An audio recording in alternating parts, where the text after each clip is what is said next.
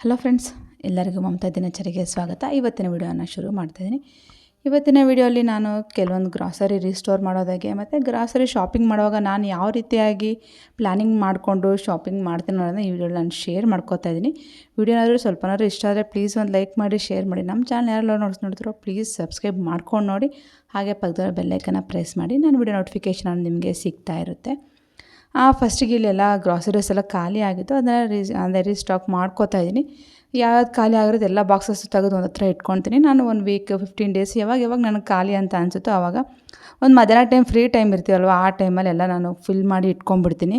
ಯಾಕಂದರೆ ಬೆಳಗ್ಗೆ ಟೈಮು ಆ ಗಡಿಬಿಡಿಯಲ್ಲಿ ಬೇಗ ಅದು ಫಿಲ್ ಮಾಡಿಕೊಂಡು ಸ್ವಲ್ಪ ಹಿಂಸೆ ಅಂತ ಅನಿಸುತ್ತೆ. ಒಂದೊಂದು ಸರಿ ಮರ್ತೋಗ್ಬಿಟ್ಟಿರ್ತೀನಿ, ಆವಾಗಂತೂ ತುಂಬಾ ಟೆನ್ಷನ್ ಆಗಿಬಿಡುತ್ತೆ. ಒಂದೊಂದು ಸರಿ ಅರ್ಜೆಂಟ್ ಇರುತ್ತೆ, ನಾವು ಇರುತ್ತೆ ಅಂದ್ಕೊಂಬಿಟ್ಟಿರ್ತೀವಿ, ಆವಾಗ ಸಿಗೋದಿಲ್ಲ ಕೈಗೆ. ಅಂಥ ಟೈಮಲ್ಲಿ ಸ್ವಲ್ಪ ಟೆನ್ಷನ್ ಅಂತ ಅನಿಸುತ್ತೆ. ನನಗೂ ಸುಮಾರು ಸರಿ ಹಾಗೆಲ್ಲ ಆಗಿದೆ. ಆದರೆ ಇವಾಗೆಲ್ಲ ಏನಂದರೆ ಫಸ್ಟ್ ನಾನು ಪ್ಲ್ಯಾನ್ ಮಾಡಿ ನೋಡಿ ಇಟ್ಕೊಂಡಿರ್ತೀನಿ, ಯಾವ ಬಾಕ್ಸಸ್ ಎಲ್ಲಿ ಖಾಲಿ ಆಗಿದೆ ಏನಿದೆ ಅಂತ. ತೊಳೆಯುವಂಥದ್ದನ್ನೆಲ್ಲ ತೊಳೆದುಬಿಟ್ಟು ಒಣಗಿಸಿ ಇಟ್ಕೊಂಡಿರ್ತೀನಿ. ಮಿಕ್ಕಿದ್ದೆಲ್ಲ ಕೆಲವೊಂದೆಲ್ಲ ಅಷ್ಟೊಂದೇನು ಗಲೀಜು ಅಂತ ಆಗಿರೋದಿಲ್ಲ, ಅದನ್ನೆಲ್ಲ ಹಾಗೆ ಒರೆಸ್ಬಿಟ್ಟು ಅಂದರೆ ಫಿಲ್ ಮಾಡಿಕೊಂಡು ಒರೆಸಿ ಎತ್ತಿಕೊಂಡ್ಬಿಡ್ತೀನಿ. ಯಾವ್ದಾದ್ರು ಗಲೀಜಾಗಿತ್ತು ಅಂದರೆ ಅದನ್ನು ಹಾಗೆ ತೊಳೆದಿಕ್ಕಿರ್ತೀನಿ. ಅಂದರೆ ಪಾತ್ರೆ ತೊಳೆಯುವಾಗೆಲ್ಲ ತೊಳೆದಿಕ್ಕೊಂಡಿರ್ತೀನಿ, ಮತ್ತು ಹಂಗೆ ರೀಸ್ಟೋರ್ ಮಾಡಿ ಅದನ್ನು ಸಹ ಎತ್ತಿ ಜೋಡಿಸ್ಕೊಂಡ್ಬಿಡ್ತೀನಿ. ಏನೇನು ಖಾಲಿ ಆಗಿದೆ ಏನಿಲ್ಲ ಅನ್ನೋದನ್ನ ಅಟ್ಲೀಸ್ಟ್ 1 ವೀಕ್ಗೆ ಒಂದು ಸರಿ ಇಲ್ಲ 15 ಡೇಸ್ಗೆ ಒಂದು ಟೈಮ್ ಚೆಕ್ ಮಾಡ್ಕೊತಾರೆ, ತುಂಬ ಒಳ್ಳೆಯದು. ನಾನು ಗ್ರಾಸರೀಸ್ ತರೋವಾಗೂ ಅಷ್ಟೇ ಒಂದು ಪ್ಲ್ಯಾನಿಂಗ್ ಮಾಡಿ ತರಿಸ್ತಾ ಇರ್ತೀನಿ. ಗ್ರಾಸರೀಸ್ ಯಾವಾಗಲೂ ಅಷ್ಟೇ ಈ ಸರಿ 1 ತಿಂಗಳು ಬಿಟ್ಟು 1 ತಿಂಗಳು ತರಿಸ್ಕೊತಾ ಇರ್ತೀನಿ. ಆದರೆ ಕೆಲವೊಂದು ಐಟಮ್ಸ್ ಮಾತ್ರ ಯಾವಾಗಲೂ ಕಂಪಲ್ಸರಿ ಇರುತ್ತೆ.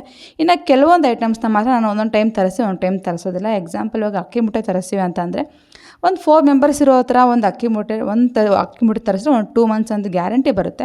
ಅದು 1 ಮಂತ್ ಸ್ಕಿಪ್ ಮಾಡ್ಕೊತೀನಿ. ಆ ಮಂತಲ್ಲಿ ಬೇರೆ ಏನಾದರೂ ಗ್ರಾಸರೀಸ್ ಇರುತ್ತಲ್ವ, ಅಂದರೆ ಶಾಂಪೂ, ಬಾಡಿ ವಾಶು ಆ ಥರದನ್ನ ತರಿಸ್ಕೊತೀನಿ.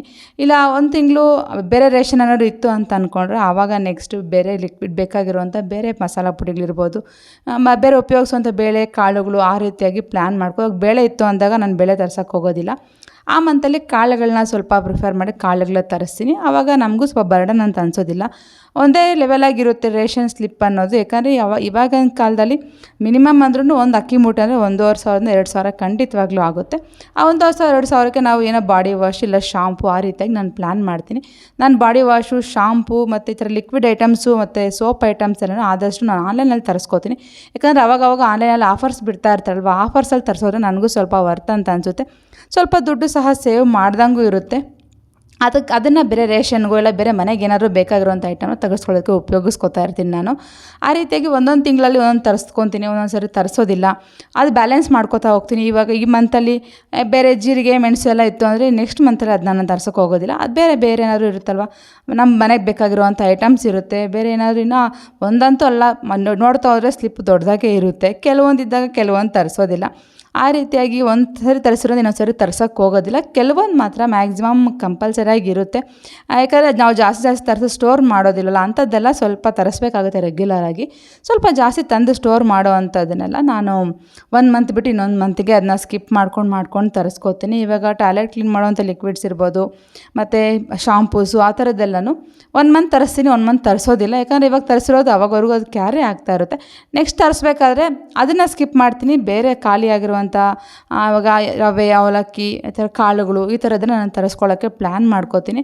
ಆ ರೀತಿ ಮಾಡೋದ್ರಿಂದ ನಮಗೂ ಸಹ ಸ್ವಲ್ಪ ಒಂದೇ ಸರಿ ಹೆವಿ ಅಂತ ಅನಿಸೋದಿಲ್ಲ. ಯಾಕಂದರೆ ಒಂದೇ ಸರಿ ಫುಲ್ ರೇಷನ್ ತರಿಸ್ಬೇಕಂದ್ರೆ ಸ್ವಲ್ಪ ಹೆವಿ ಅಂತ ಅನಿಸುತ್ತಲ್ವ ಯಾರಿಗೇ ಆಗಲಿ. ಒಂದು 5,000 to 7,000 ಒಳಗಡೆ ತರಿಸ್ಕೊಂಡ್ರೆ ಅಷ್ಟೊಂದು ಇದಂತ ಅನಿಸೋದಿಲ್ಲ. ತುಂಬ ರೇಷನ್ ತರ್ಸೋಕ್ಕೆಲ್ಲ ಆಗೋದಿಲ್ಲ. ಯಾಕಂದರೆ ಅಕ್ಕಿ ಮೂಟೆಗೆ ಆಗುತ್ತೆ 2,000 ಬೇಕೇ ಬೇಕು. ಆಯಿಲ್ ಪ್ಯಾಕೆಟ್ಸ್ ಅಷ್ಟೇ, ನಾನು ಪ್ಯಾಕೆಟ್ಸಲ್ಲಿ ತರಿಸೋದ್ರಿಂದ 1 ಮಂತ್ ತರಿಸಿ 1 ಮಂತ್ ತರ್ಸೋಕ್ಕೆ ಹೋಗೋದಿಲ್ಲ. ಯಾಕಂದರೆ ಪ್ಯಾಕೆಟ್ಸ್ ಅಂದರೆ ಒಂದು 10 ಲೀಟರ್ಸ್ ಒಂದು ಫುಲ್ ಪೌಚ್ ಬರುತ್ತೆ. ಆ ಪೌಚನ್ನ ಯೂಸ್ ಮಾಡೋರು ನಾನು 2 ಮಂತ್ಸ್ಗೆ ಒಂದು ಸರಿ ಇಲ್ಲ 2.5 ಮಂತ್ಸ್ ಒಂದು ಸರಿ ಬರುತ್ತೆ ನನಗೆ.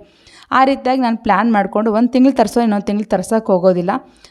ಆವಾಗ ಏನಾಗುತ್ತೆ, ನಮಗೂ ಸ್ವಲ್ಪ ರೇಷನ್ ಬ್ಯಾಲೆನ್ಸ್ ಆಗ್ತಾ ಇರುತ್ತೆ. ಕೆಲವೊಂದು ಉಳ್ಕೊಳ್ಳೋದನ್ನ ಮನೆಗೆ ಬೇಕಾಗಿರೋಂಥ ಐಟಮ್ಸು, ಬೇರೆ ಏನಾದರೂ ಡೆಕೋರೇಟಿವ್ ಐಟಮ್ಸ್ ಏನು ಬೇಕೋ ಅದನ್ನು ತೊಗೊಳಕ್ಕೆ ನಾನು ಪ್ಲ್ಯಾನ್ ಮಾಡ್ತೀನಿ. ಮುಂಚೆ ಹೇಳ್ದಂಗೆ ನಾನು ಲಿಕ್ವಿಡ್ಸು ಅಷ್ಟೇ, ಬಾಡಿ ವಾಶ್ ಇರ್ಬೋದು, ಶಾಂಪು, ಇದನ್ನು ನಾನು ಆನ್ಲೈನಲ್ಲಿ ಆಫರ್ಸ್ ಬಿಟ್ಟಾಗ ತರಿಸ್ಕೊಂಡ್ಬಿಡ್ತೀನಿ. ಆವಾಗ ಈಸಿ ಅಂತ ಅನಿಸುತ್ತೆ ನನಗೂ, ಅಷ್ಟೊಂದು ರಿಸ್ಕ್ ಅಂತ ಅನಿಸೋದಿಲ್ಲ. ಒಂದು ಸರಿ ತರಿಸ್ಬಿಟ್ರೆ ಒಂದು ದೊಡ್ಡ ಬಾಟ್ಲನ್ನ ತರಿಸ್ಕೊಂಡ್ಬಿಡ್ತೀನಿ.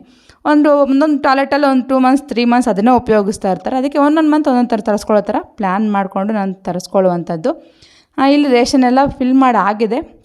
ಫಿಲ್ ಮಾಡಾದ್ಮೇಲೆ ಅದನ್ನೆಲ್ಲ ಅದರ ಜಾಗಕ್ಕೆ ಸ್ಟೋರ್ ಮಾಡ್ಕೋತಾ ಇರ್ತೀನಿ.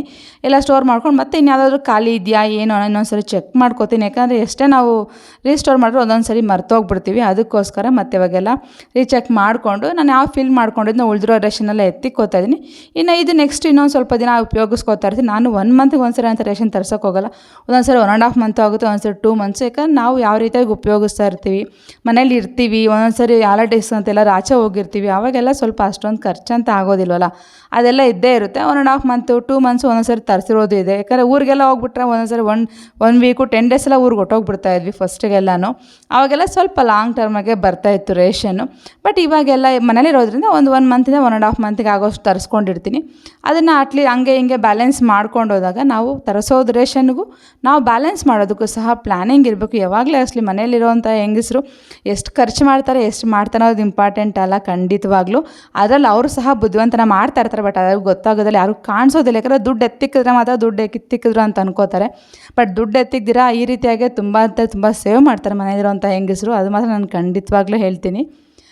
ಎಲ್ಲ ರೇಷನ್ ಎಲ್ಲ ರಿಫಿಲ್ ಮಾಡ್ಕೊಂಡಿದ್ದಾಯಿತು. ಇವಾಗ ಇಲ್ಲಿ ಸೊಪ್ಪು ಚಟ್ನಿ ಮಾಡೋಣ ಅಂದ್ಬಿಟ್ಟು ಹಾಗೆಯೇ ಮಧ್ಯಾಹ್ನ ಊಟಕ್ಕೂ ಸಹ ರೆಡಿ ಮಾಡ್ಕೋತಾ ಇದ್ದೀನಿ.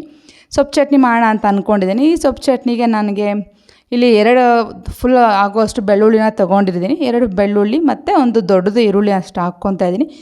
ನಾನು 3 ಜನಕ್ಕೆ ಅಡುಗೆ ಮಾಡ್ಕೊತಾ ಇರೋದ್ರಿಂದ ನಾನು ಸ್ವಲ್ಪ ಅಷ್ಟೊಂದೇನು ಜಾಸ್ತಿ ಏನು ಮಾಡ್ತಾರೆ, ಸ್ವಲ್ಪನೇ ಮಾಡ್ಕೊತಾ ಇರೋವಂಥದ್ದು. ಮತ್ತು ಇಲ್ಲಿ 3 ಟೊಮೆಟೊ ಸಹ 3 ತೊಗೊಂಡಿದ್ದೀನಿ. ಎಲ್ಲ ಸ್ವಲ್ಪ ಕಟ್ ಮಾಡಿ ಹಾಕ್ಕೋತೀನಿ. ಯಾಕಂದರೆ ಇವಾಗಿನ ಬರೋ ಟೊಮೆಟೊ ಚೆನ್ನಾಗಿರೋದಿಲ್ಲ.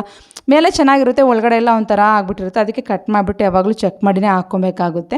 ಅದಾದಮೇಲೆ ಖಾರಕ್ಕೆ ಎಷ್ಟು ಬೇಕೋ ಅಷ್ಟು ಹಸಿಮೆಣ್ಸಿನ್ಕಾಯಿ, ಚಳಿಗೆ ಸ್ವಲ್ಪ ಖಾರ ಜಾಸ್ತಿ ಇರಲಿ ಅಂದರೆ ಸ್ವಲ್ಪ ಖಾರನೇ ತೊಗೊಂಡಿರುವಂಥದ್ದು. ಅದಾದಮೇಲೆ ಇದು ಚಕ್ಕೋತ ಸೊಪ್ಪು ಬರುತ್ತಲ್ವ, ಅದು ನನಗಂತೂ ಸೊಪ್ಪು ಚಟ್ನಿ ಅಂದರೆ ಚಕ್ಕೋತ ಸೊಪ್ಪಲ್ಲೇ. ಬೇರೆ ಸೊಪ್ಪೆಲ್ಲ ಪಲ್ಯಗಳು ಸಾಂಬಾರು ತಿಂತೀನಿ, ಬಟ್ ಸೊಪ್ಪು ಚಟ್ನಿ ಬೇಕು ಅಂದರೆ ನನಗೆ ಚಕ್ಕೋತ ಸೊಪ್ಪೇ ಬೇಕು. ಬೇರೆ ಸೊಪ್ಪು ನನಗೆ ಅಷ್ಟೊಂದು ಇಷ್ಟ ಆಗೋದಿಲ್ಲ.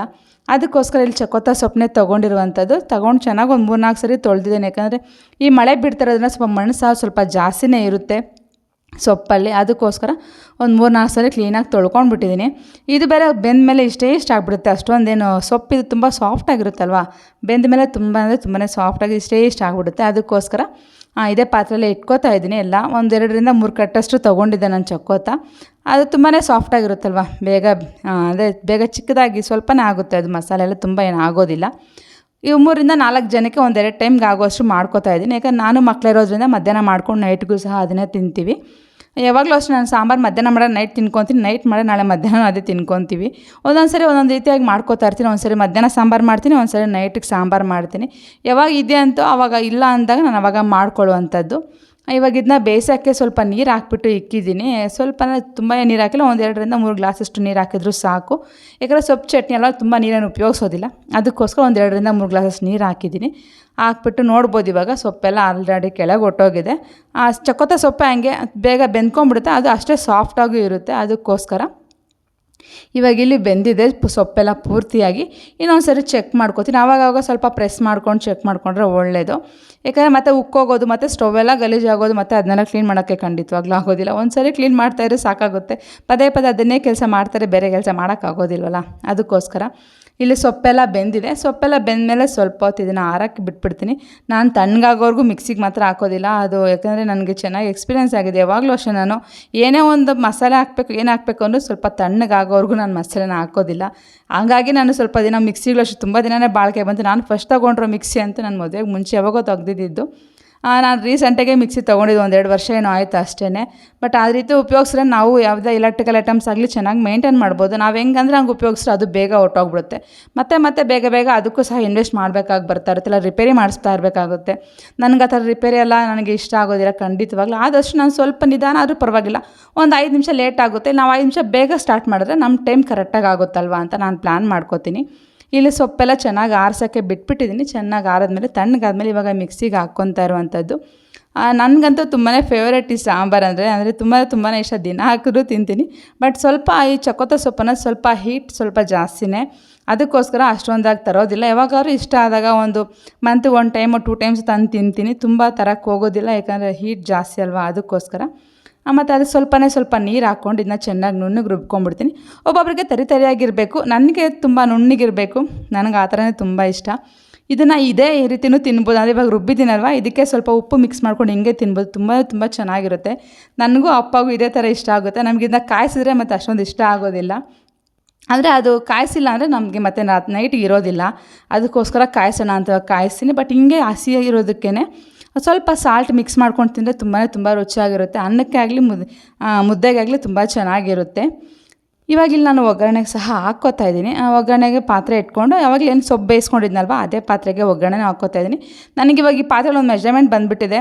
ಕರೆಕ್ಟಾಗಿ ಈ ಪಾತ್ರೆಯಲ್ಲಿ ಈ ಮೆಜರ್ಮೆಂಟ್ ಮಾಡಿಕೊಂಡ್ರೆ ಈ ಸಾರು ಕರೆಕ್ಟಾಗಿ ಇಷ್ಟು ಟೈಮ್ ಬರುತ್ತೆ ಅನ್ನೋದು ನನಗೆ ಚೆನ್ನಾಗಿ ಐಡಿಯಾ ಬಂದಿದೆ. ಅದಕ್ಕೋಸ್ಕರ ನಾನು ಇದರಲ್ಲೇ ಸಾರಿಗೆ ಎಲ್ಲ ಮಾಡ್ಕೋತಾ ಇದ್ದೀನಿ. ಇವಾಗ ಇದಕ್ಕೆ ಸ್ವಲ್ಪ ಸಾಸಿವೆನ ಹಾಕಿದ್ದೀನಿ. ಎಣ್ಣೆ ಹಾಕ್ಬಿಟ್ಟು ಸಾಸಿವೆ ಹಾಕಿದ್ದೀನಿ. ಬೇಕಾಗಿರೋರು ಜೀರಿಗೆನೂ ಹಾಕ್ಕೋಬೋದು. ನಮ್ಮ ಮನೇಲಿ ನಮ್ಮ ಚಿರು ಜೀರಿಗೆ ಇದ್ದರೆ ತಿನ್ನೋದಿಲ್ಲ. ಜೀರಿಗೆ ಅವ್ನಿಗೆ ಇಷ್ಟನೇ ಆಗೋದಿಲ್ಲ, ಏನೋ ಗೊತ್ತಿಲ್ಲ, ಊಟನೇ ಬೇಡ ಅಂದ್ಬಿಡ್ತಾನೆ. ಅದಕ್ಕೋಸ್ಕರ ನಾನು ಜೀರಿಗೆ ಹಾಕೋದಿಲ್ಲ. ಏನಾದರೂ ಹಾಕ್ಬೇಕಂದ್ರೆ ಪುಡಿ ಹಾಕ್ತೀನಿ ಅಷ್ಟೇ, ಡೈರೆಕ್ಟಾಗಿ ಜೀರಿಗೆ ಅಂತ ನಾನು ಹಾಕೋದಿಲ್ಲ. ಅದಾದಮೇಲೆ ಇಲ್ಲಿ ಸ್ವಲ್ಪ ಕರಿಬೇವಿನ ಸೊಪ್ಪು, ಒಂದು ಈರುಳ್ಳಿನ ಕಟ್ ಮಾಡಿ ಇಟ್ಕೊಂಡಿದ್ದೆ ಸ್ವಲ್ಪ ಮೀಡಿಯಮ್ ಸೈಜಲ್ಲಿ. ಈರುಳ್ಳಿ ಸಹ ಹಾಕ್ಕೊಂಡು ಚೆನ್ನಾಗಿ ಬಾಡಿಸ್ಕೊತಾ ಇದ್ದೀನಿ. ಸ್ವಲ್ಪ ಕಲರ್ ಚೇಂಜ್ ಆದರೆ ಸಾಕು. ಅದು ಬಾಯಿಗೆ ಸಿಗ್ತಾಯಿದ್ರೆ ಚೆನ್ನಾಗಿರುತ್ತೆ ಈರುಳ್ಳಿ ಸಹ. ಅದಕ್ಕೋಸ್ಕರ ಅಷ್ಟೊಂದೇನು ನಾನು ತುಂಬ ಬ್ರೌನಾಗಿ ಏನು ಮಾಡೋಕ್ಕೋಗಿಲ್ಲ. ಸ್ವಲ್ಪ ಮೆತ್ತಗಾದರೆ ಸಾಕು ಅಂದ್ಬಿಟ್ಟು ಸ್ವಲ್ಪ ಮೆತ್ತಗಾಗೋವರೆಗೂ ನೀಟಾಗಿ ಕೈ ಆಡಿಸ್ಕೊಂಡು ರೋಸ್ಟ್ ಮಾಡ್ತಾಯಿದ್ದೀನಿ. ಒಂದೊಂದು ಸಾರಿ ತಳ ಅಂಟ್ಕೊಂಡ್ಬಿಡುತ್ತೆ. ಅದಕ್ಕೋಸ್ಕರ ನೋಡಿಬಿಟ್ಟು ಮಾಡ್ಕೋತೀನಿ. ಎಣ್ಣೆನೂ ಸಹ ನಾನು ಜಾಸ್ತಿ ಏನು ಹಾಕಿಲ್ಲ. ಅದಕ್ಕೋಸ್ಕರ ಸ್ವಲ್ಪ ನೀಟಾಗಿ ಫ್ರೈ ಮಾಡ್ಕೋತಾ ಇದ್ದೀನಿ. ಇದೆಲ್ಲ ಫ್ರೈ ಮಾಡಿಬಿಟ್ಟಾದ್ಮೇಲೆ ನೆಕ್ಸ್ಟ್ ಇದಕ್ಕೆ ಸೊಪ್ಪನ್ನ ಹಾಕ್ಕೊಂಡು ಉಪ್ಪು ಮತ್ತು ಟೇಸ್ಟಿಗೆ ಎಷ್ಟು ಬೇಕೋ ಅಷ್ಟು ಸಾಲ್ಟ್ ಸಹ ಹಾಕ್ಕೊಂಡು ಮಿಕ್ಸ್ ಮಾಡ್ಕೊಳ್ಳುವಂಥದ್ದು. ಇದು ಒಂದು ಕುದಿ ಬಂದುಬಿಟ್ರೆ ಸಾಕಾಗುತ್ತೆ, ಆಫ್ ಮಾಡ್ಕೊಬೋದು. ಬಟ್ ಹಸಿ ತಿನ್ನೋದಕ್ಕೂ ಹಂಗೆ ಚೆನ್ನಾಗಿರುತ್ತೆ ಸಾಂಬಾರು ಮಾತ್ರ. ಅವಾಗೇ ಖಾಲಿ ಆಗಿಬಿಡುತ್ತೆ. ಅಂದರೆ ಖಂಡಿತವಾಗ್ಲೂ ಹಸಿದೆ ತಿನ್ಬೋದು, ಅಷ್ಟೊಂದು ಚೆನ್ನಾಗಿರುತ್ತೆ ರುಚಿ ಮಾತ್ರ. ನನಗಂತೂ ತುಂಬಾ ಫೇವ್ರೇಟು. ನನಗೂ ನಮ್ಮ ಅಪ್ಪಗೂ ಫುಲ್ ಫೇವ್ರೇಟ್ ಈ ಸಾಂಬಾರು ಮಾತ್ರ. ಇದಿದ್ದರೆ ನಮ್ಗೆ ಇನ್ನೇನು ಬೇಕಾಗಿರೋದಿಲ್ಲ. ಯಾವಾಗ ಊರಿಗೆ ಹೋದ್ರೂ ಸಹ ಅಷ್ಟು ಅಮ್ಮ ಕೈಲೂ ಮಾಡಿಸ್ಕೊಂಡು ತಿಂತೀನಿ. ಇಲ್ಲೂ ಇದ್ದರೂ ಅಷ್ಟೇ ನನಗೆ ನಮ್ಮ ಮನೆಯವರು ಹುಡುಕಿ ತಂದುಕೊಡ್ತಾರೆ ಈ ಸೊಪ್ಪನ್ನ. ಸೊಪ್ಪು ಸಾರಿಗೆ ಅಂದರೆ ಇದೇ ಸೊಪ್ಪೆ ತಂದುಕೊಡೋದು, ಅವ್ರು ಬೇರೆ ಸೊಪ್ಪು ತಂದುಕೊಡೋದಿಲ್ಲ. ಬಸ್ಸಾರಿಗಾದ್ರೆ ಬೇರೆ ಎಲ್ಲ ಸೊಪ್ಪು ತಿಂತೀನಿ, ಸೊಪ್ಪು ಸಾರಿಗೆ ಮಾತ್ರ ಇದೇ ಸೊಪ್ಪೆ ಬೇಕು ಅಂತ ಅವ್ರು ತಂದುಕೊಡ್ತಾರೆ. ಇವಾಗ ಅದೇ ಮಿಕ್ಸಿ ಜಾರಲ್ಲದು ಮಸಾಲೆ ಎಲ್ಲ ಹಾಕ್ಕೊಂಡು ಅದಕ್ಕೆ ಸ್ವಲ್ಪ ಕಾಯಿಸಿರೋ ನೀರು ಇರ್ತವೆ, ಆವಾಗಲೇ ನಾವು ಸೊಪ್ಪು ಬೇಯಿಸಿರೋ ನೀರು, ಆ ನೀರನ್ನು ಹಾಕ್ಕೊಂಡು ಸ್ವಲ್ಪ ಮಿಕ್ಸಿ ಜಾರ್ನೆಲ್ಲ ಕ್ಲೀನ್ ಮಾಡಿ ಹಾಕ್ಕೊಂಡು ರುಚಿಗೆ ಎಷ್ಟು ಬೇಕೋ ಅಷ್ಟು ಉಪ್ಪನ್ನ ಹಾಕ್ಕೊಂಡು ಇಲ್ಲಿ ಬೇಯಿಸ್ಕೊತಾ ಇದ್ದೀನಿ. ಇದಕ್ಕೆ ಬೇಕಾದ್ರೆ ಕಾಳು ಹಾಕ್ಕೊತೀವಿ, ಬೇಳೆ ಹಾಕ್ಕೊತೀವಿ, ಹೆಂಗೆ ಹಾಕ್ಕೊಂಡ್ರೂ ಚೆನ್ನಾಗಿರುತ್ತೆ ಟೇಸ್ಟ್ ಮಾತ್ರ. ಈ ಸರಿ ನಾನು ಬರೀ ಸೊಪ್ಪು ಚಟ್ನಿನೇ ಮಾಡ್ಕೊಂಡಿರುವಂಥದ್ದು. ನಮ್ಮ 3 ಜನಕ್ಕೆ ಅಲ್ವಾ, ಬೇಳೆ ಕಾಳೆಲ್ಲ ಹಾಕ್ಬಿಟ್ರೆ ತುಂಬ ಆಗಿಬಿಡುತ್ತೆ ಸಾಂಬಾರು, ಮತ್ತು ವೇಸ್ಟ್ ಆಗಿಬಿಡುತ್ತೆ. ಬರೀ ಸೊಪ್ಪು ಅಂದರೆ ನಮ್ಮ 3 ಜನಕ್ಕೆ ಸರಿ ಹೋಗುತ್ತೆ ಅಂತ ಬರೀ ಸೊಪ್ಪಿನಲ್ಲಿ ರುಬ್ಕೊಂಡ್ಬಿಟ್ಟಿದ್ದೀನಿ. ಮಧ್ಯಾಹ್ನ ಹಾಗೆ ಒಂದು ಕಡೆ ರೈಸು ಸಹ ಇಟ್ಕೊಂಡಿದ್ದೆ, ರೈಸು ಆಗಲಿ ಅಂದ್ಬಿಟ್ಟು ಒಂದೇ ಸರಿ ರೈಸು ಸಾಂಬಾರು ಎರಡೂ ಆಯಿತು. ಊಟ ಎಲ್ಲ ಮುಗಿಸ್ಕೊಂಬಿಟ್ಟಿವಿ. ಮತ್ತು ಯಾಕಂದರೆ ಈವ್ನಿಂಗ್ ಮತ್ತೆ ಮನೆ ಕೆಲಸ, ಬಟ್ಟೆ ಮಿಷಿನ್ಗೆ ಹಾಕಿರೋದು ಎತ್ತಿಕ್ಕೋದೆಲ್ಲ ತುಂಬ ಕೆಲಸ ಇರುತ್ತಲ್ವ. ಅದಕ್ಕೆ ಊಟ ಎಲ್ಲ ಮುಗಿಸ್ಕೊಂಡು ಮತ್ತೆ ಪಾತ್ರೆ ತೊಳೆದು ಬಟ್ಟೆ ಎಲ್ಲ ಎತ್ಕೊಂಬಂದು ಮಡ್ಚಿಕೋ ಅಂತ ಕೆಲಸ ಇದೆ. ಇದ್ರ ಜೊತೆಗೆ ಹಸಿ ಈರುಳ್ಳಿನೂ ಸಹ ತುಂಬ ಚೆನ್ನಾಗಿರುತ್ತೆ ಟೇಸ್ಟ್ ಮಾತ್ರ. ನಮಗೆ ತುಂಬಾ ಇಷ್ಟ ಆಗುತ್ತೆ ಹಸಿ ಈರುಳ್ಳಿ ಜೊತೆ ತಿನ್ನೋದಕ್ಕೆ. ವಿಡಿಯೋ ನೋಡೋದಲ್ಲ ಫ್ರೆಂಡ್ಸ್, ಇಷ್ಟ ಆಗಿದೆ ಅಂತ ಅನ್ಕೊತೀನಿ. ಇಷ್ಟ ಆಗಿ ಲೈಕ್ ಮಾಡಿ, ಶೇರ್ ಮಾಡಿ. Thank you so much for watching. Take care, bye.